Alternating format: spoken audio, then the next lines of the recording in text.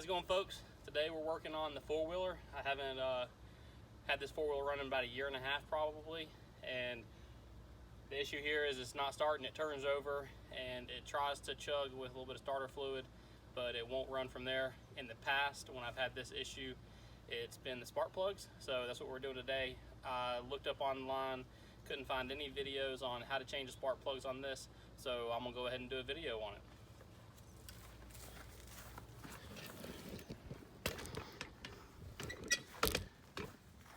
This is a Kawasaki Brute Force 650 with the solid rear axle, and it's a V-twin, so it's got two spark plugs.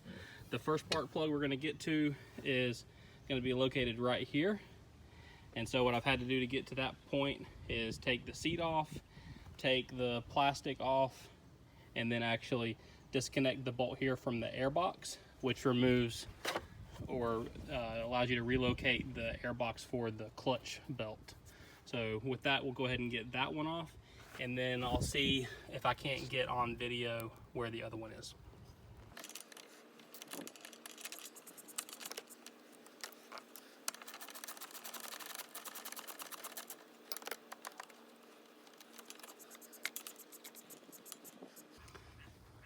So if we look here,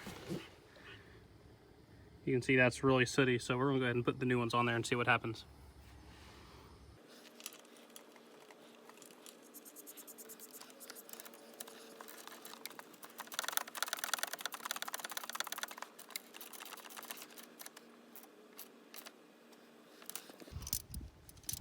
All right, got that back one torqued down. I'm gonna go ahead and leave all this stuff here off, just so in case something comes up with it being the carburetor, I won't have to take everything off for that. So we'll go ahead and throw this back on there and see what. We'll go ahead and do the front one after this. One more thing, you're supposed to take that, I don't know what the end of that thing's called. I'll show you in just a second. You're supposed to take that off for this application.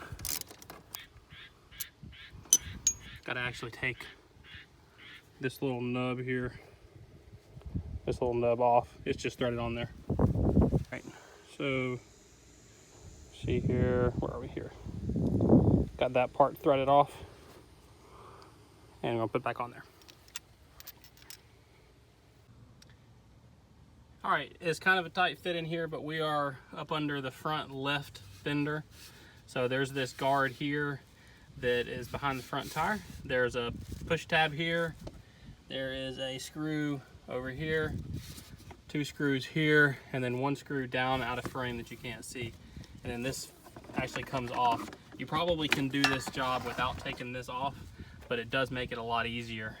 And if you look, the spark plug is right there. Let's go ahead and grab that and put it out, pull it out.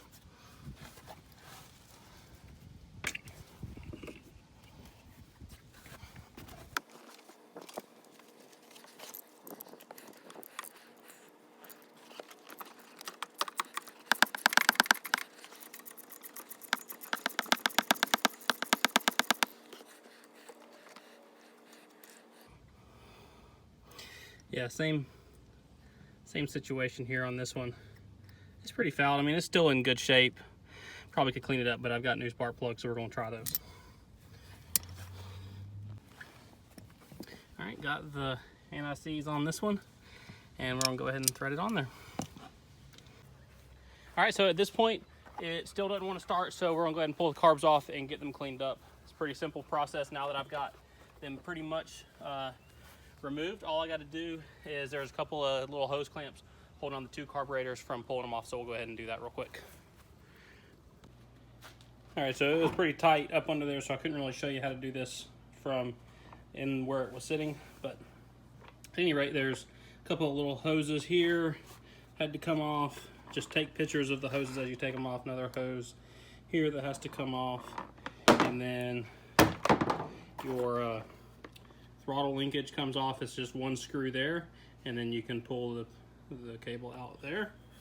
And then the only other tricky part was the throttle control. It goes, or sorry, the fuel control. It goes in through here, through a bracket you take off of both there. So let's go on into cleaning it now.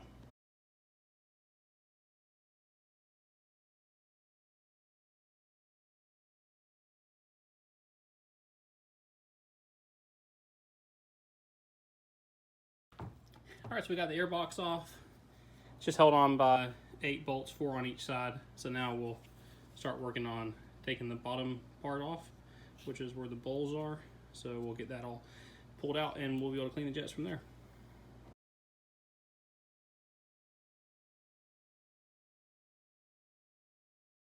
So at this point, now that I got those bowls taken off, one side note is you got to be really careful with these screws because they will strip the head off very easily. I believe they're just brass, or if they're stainless, but at any rate, any carburetor job you do, you got to be very careful with all of the screws that go on it. So I don't think it was getting any gas because there's no gas in here. So maybe there was a clog somewhere else in the line, which is a good thing, because that means that none of this stuff would be varnished in here.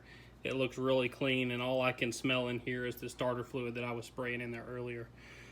So with that, I'm going to go back out to the four-wheeler and see if I can't find if there's a clog in the hose somewhere. All right, so I'm finally starting to feel like I'm making some progress on this thing. So at this point, I've already completely rebuilt the carburetors. I've replaced both spark plugs, and the next thing I took a look at was the fueling system, because I noticed when I was cleaning the carburetors that there was no fuel in the bowl, so I realized that there was an issue getting fuel to the carbs. So I took a look at the ohm readings from the hat when it was still installed, and it looked like the fuel level sensor was working, but it didn't seem like I was able to get power through the fuel pump. So what I did was I then went ahead and pulled off the entire back half of the four-wheeler and pulled out the fuel pump, and here is the hat, which I've already cleaned up. Let me show you. I got a picture I'll put in here that'll show you what it looked like when I started. This is all the gunk that I pulled off of the insides. The inside of the tank had all this nasty junk inside of it, and the fuel pump was completely seized up. There was no way that it was ever going to work again. So went online, ordered a new fuel pump. It was like 17 bucks. They shipped it in the wrong configuration, so I had my dad pull the connector off of the old one, put it onto the new one, shortened the wire so it's in the proper configuration. And so now when we turn the key on, it pumps fuel, which is the main key thing we're trying to do here, is get fuel to the carburetors. So with that, I'm gonna go ahead and throw everything back together and install some new fuel lines, because in this process I broke some old fuel lines, get all the new fuel lines put in, and run a preliminary test as bare bones as I can. So we'll bring you back for that. All right, so I got the hat down in a little coffee can, got a wire or a hose running up to the inlet. Like I said, very rudimentary. Let's try this and see if it will start.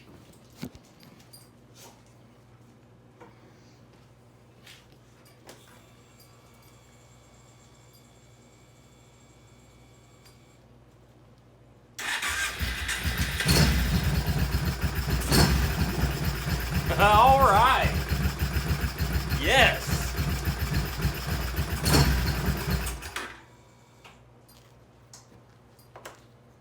The fuel level is not working properly, but that's not something that's going to hang me up from using this thing.